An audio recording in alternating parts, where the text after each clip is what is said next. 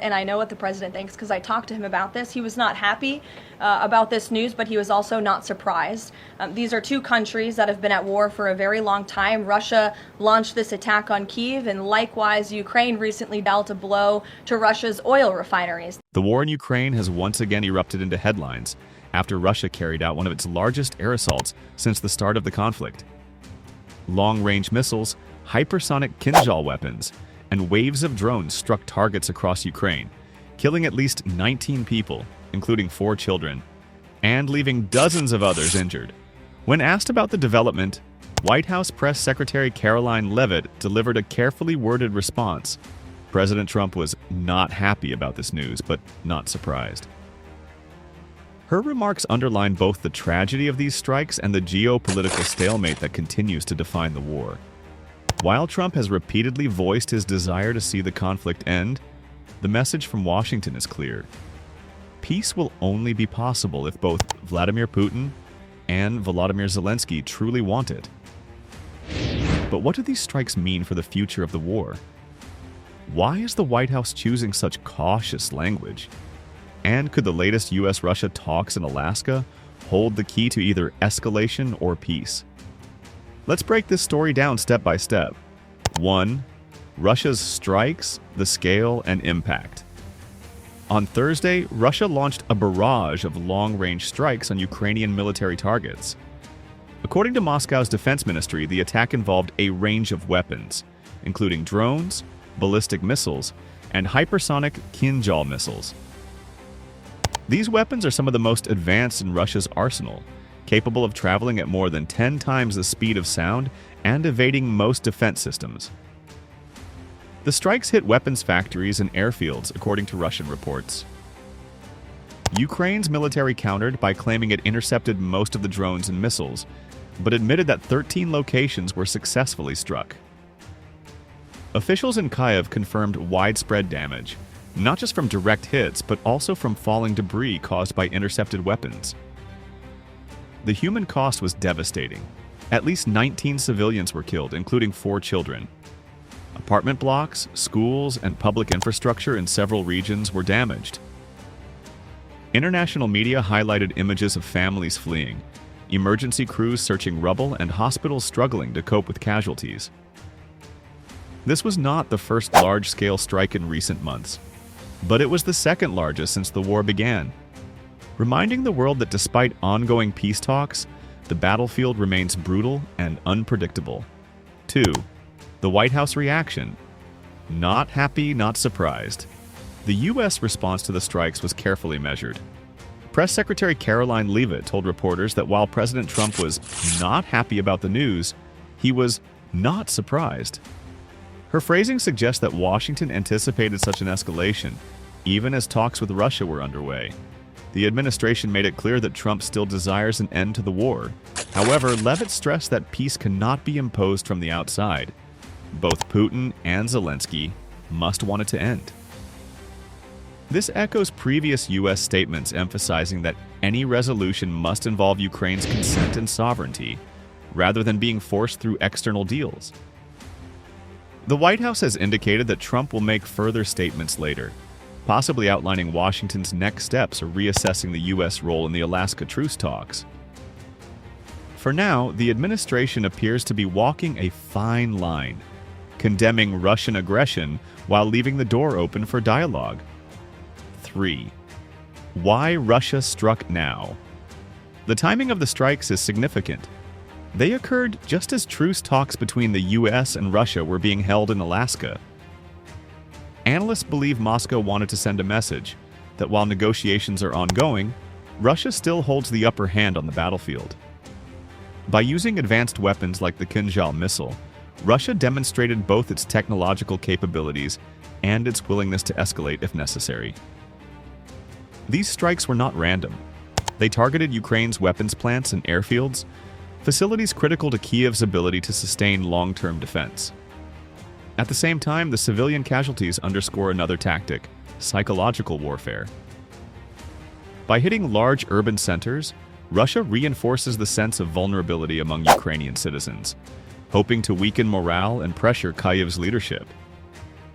In short, the strikes were both military and symbolic. A reminder to Ukraine and its allies that Russia can strike hard even while sitting at the negotiation table. 4. The Alaska Truce Talks. Amid this violence, diplomats from Washington and Moscow gathered in Alaska for long-awaited truce discussions.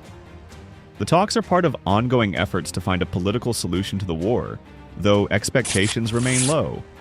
U.S. officials have said the discussions will explore security guarantees for Ukraine and possible frameworks for reducing hostilities.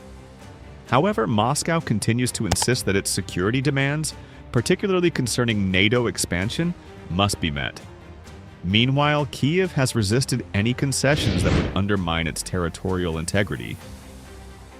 The Alaska talks symbolize the broader challenge, trying to negotiate peace while bombs are still falling. For the U.S., the strikes make it harder to justify dialogue with Russia to domestic and international audiences. For Russia, the strikes serve as leverage, showing that it will not compromise unless its demands are taken seriously. 5. Ukraine's response, defiance, and defense. Ukraine's immediate reaction was one of defiance. Officials announced that air defenses had intercepted most of the incoming weapons, and President Zelensky vowed that Ukraine would not be intimidated. In his nightly address, Zelensky reminded citizens that the strikes prove Russia's unwillingness to pursue peace in good faith. He reiterated calls for more Western military aid, particularly advanced air defense systems capable of countering hypersonic missiles. On the ground, Ukrainian forces continue to hold defensive lines in the east, while also preparing counteroffensives in strategic regions. For Kyiv, each successful interception and each resilient community becomes a symbol of resistance. Yet, behind the rhetoric, there is acknowledgement that Ukraine's resources are stretched thin. Every strike that destroys infrastructure or drains ammunition reserves makes the path to long-term resilience harder. 6. The geopolitical chessboard. The strikes also highlight the global dimensions of this conflict. For the United States, they are a reminder that peace talks cannot be separated from battlefield realities. Washington faces pressure from European allies to hold firm against Moscow, while also balancing domestic debates about U.S. involvement. For Russia, the strikes reinforce its narrative that it remains a military power capable of shaping outcomes on its terms. Moscow likely calculates that showing strength during negotiations gives it bargaining leverage. Meanwhile, Europe remains on edge. Countries like Poland, Germany, and the Baltic states see these strikes as proof that Russia remains aggressive and unpredictable. Calls for NATO to increase defense readiness have intensified once again. The war in Ukraine is no longer just about borders. It is about the future of European security, the credibility of U.S. foreign policy, and the resilience of international norms against aggression. 7. Civilian suffering and the human cost. Beyond geopolitics, the strikes highlight the human tragedy of this war. 19 civilians lost their lives, including children who had no part in the conflict. Families were displaced overnight, homes destroyed, and communities scarred.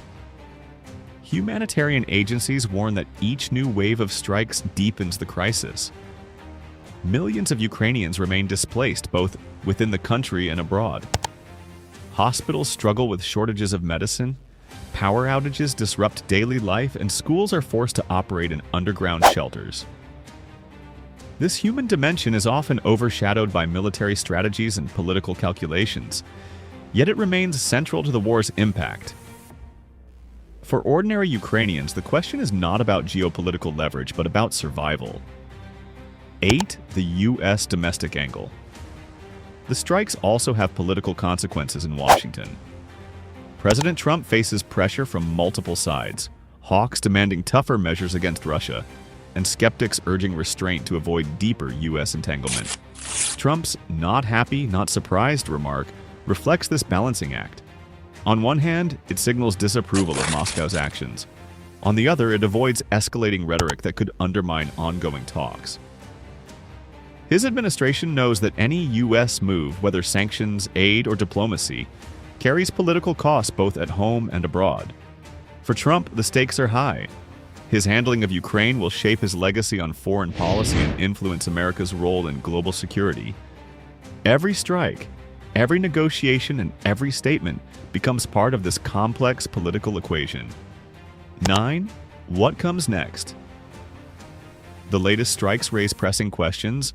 Will Russia escalate further? Or was this a calculated show of force ahead of negotiations? Can Ukraine withstand continued pressure while also keeping faith in Western allies? And will the U.S. be able to balance diplomacy with deterrence? President Trump's forthcoming statements may provide clues about Washington's next steps. Will the U.S. push harder for a negotiated settlement? Or will it increase military aid to Kyiv in response to Russian escalation? Several scenarios could unfold. Escalation, Russia continues large-scale strikes, forcing Ukraine and the West into a prolonged war of attrition. Stalemate. The Alaska talks fail, but both sides avoid dramatic escalation, leaving the conflict grinding on. Breakthrough, a fragile truce emerges, possibly with limited concessions, though mistrust makes lasting peace uncertain. For now, the war grinds on, bloody, costly, and unpredictable. The latest Russian strikes in Ukraine serve as a stark reminder that peace remains elusive. While leaders talk in conference rooms, civilians continue to suffer on the ground. The White House's cautious response that Trump was not happy but not surprised captures the uneasy reality. This war is far from over, and the path to peace remains uncertain. If you found this deep dive helpful and want to stay updated on global events that shape our world, make sure to like this video, subscribe to the channel, and hit the notification bell so you never miss an update.